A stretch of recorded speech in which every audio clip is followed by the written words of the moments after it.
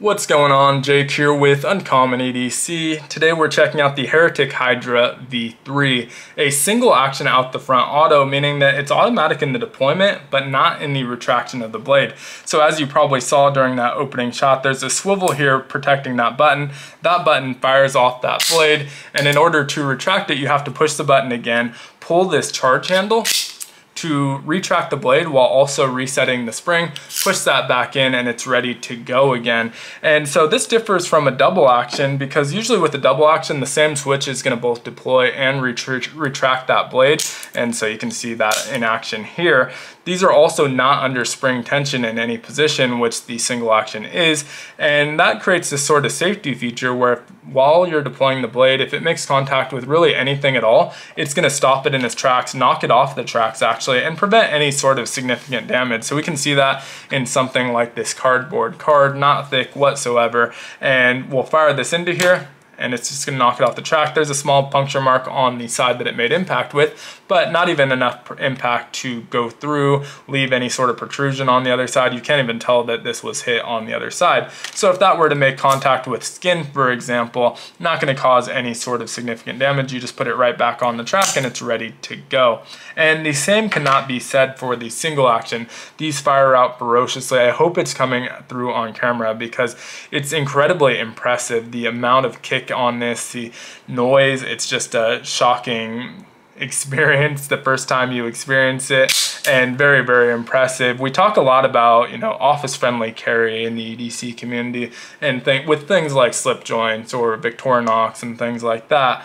And this is the exact opposite of that. If you fire this off in the break room to cut off the crest on your PB&J, no one has to report you because they're gonna hear it down the hall in HR. If I fire this off anywhere in my house, no matter what room my wife is in, she can hear it firing. And so it's very, very loud and just impressive to witness. And so, again, hope that comes through, but let's talk about the price on these. These are not inexpensive by any measure, $440. Now, that is a little bit cheaper than the Microtech counterpart, the Halo, but by any other comparison, this is a pretty pricey knife. Now, these are made in the USA. For those that don't know, Heretic was founded by Anthony Marfione Jr., the son of Microtech founder Anthony Marfione Sr. And so if you see a lot of similarities in their different models, they have different designs, but they have a very similar lineup of knives. That's kind of the reason why. Now, this is also a pretty large knife overall at 9.125 inches, and it has a 5.3 inch handle, so you can really get a 4-finger grip really wherever you decide to place your hands on that handle pretty comfortably. It is fairly comfortable back here. You have where that button is placed, this kind of hump that is the same place that you normally have a switch on most OTFs, so it's a natural landing spot for your thumb. I do find it myself a little bit too far back from the blade here, so I tend to choke up a little bit, but either position is comfortable, and you do have this really nice jimping on the blade if you do decide to choke up. It's kind of a aggressive aesthetic jimping, but it works really nicely and I love the look of it. This last one is actually not a jimping mark. It is a just kind of cutout for where the button sits when you have this retracted, so to make a little bit more real estate in there.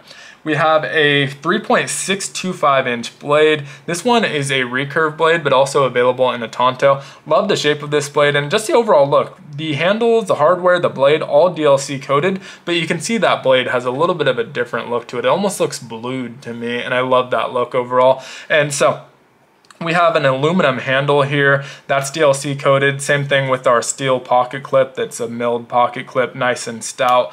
MagnaCut blade, I don't think I actually mentioned that, pretty big factor there, but a really nice MagnaCut blade, and the lockup is rock solid on this. Obviously with OTFs, you always have a little bit of play. This has no front and back play whatsoever, just a hair of side-to-side play, which hopefully that'll pick up a little bit. You can see there is a little bit of side-to-side play, but pretty minimal. It actually has very, very nice lockup. Retraction super easy, and that safety button switch does feel like it's keeping you pretty safe. You have to press the button down pretty far as well to deploy it, and so it shouldn't accidentally misfire, but again, would be a pretty bad day if it did.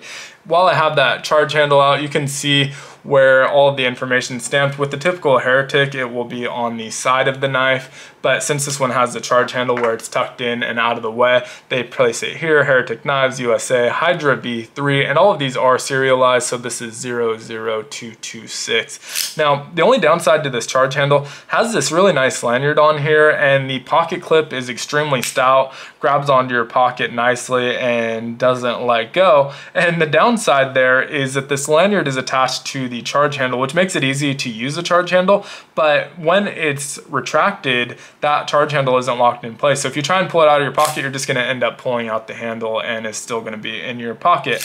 Now, I wish that they would have made it so that when you pull it, it's locked in place like it is when the blade is open. I don't know if from a design standpoint that's even possible, or if there's a reason for that, but it would be nice if you had to press a button even when it's closed to pull on that charge handle, but only kind of a minor gripe on that. Now, this one also weighs in at 5.2 ounces, so it is pretty heavy. We have a pretty hefty chunk of MagnaCut here. You can see a nice thick blade stock on that.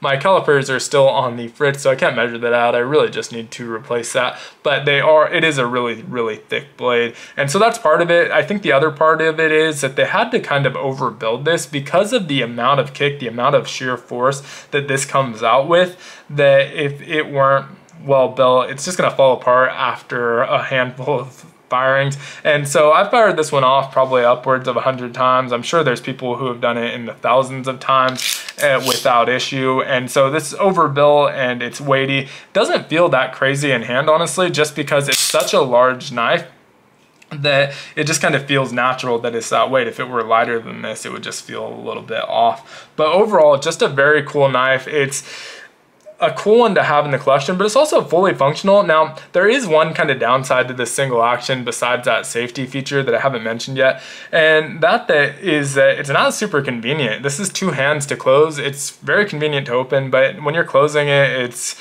really inconvenient. And that's not true with the double action. You know, with double actions, actually, even though a lot of places have bans on these, or legal in some places to carry, federally, it's legal to carry an out the front double action automatic if you only have one arm, because it's so easy to operate one-handed, and that overrides any of the state laws and things like that. I don't think that would carry over here. I don't know for sure. Maybe they didn't really think about it and exclude it, and you're able to carry any switchblade if you're one-handed, but in theory, that really shouldn't apply here because this needs two hands to pull it out, and that affects people with two hands just as much as one hand. You know, a lot of people that do trade work like out the fronts because they can pull it out of their pocket while their other hand is occupied, use it, put it back without ever letting go of whatever they're holding on to. And this one just kind of, it's only good from a tactical perspective, and then when it comes time to put away, a little bit less convenient. But again, would love to hear your thoughts on this one down in the comments below. As usual, hope you enjoyed the video, and if you did, consider liking, commenting, subscribing, or joining the channel as a member.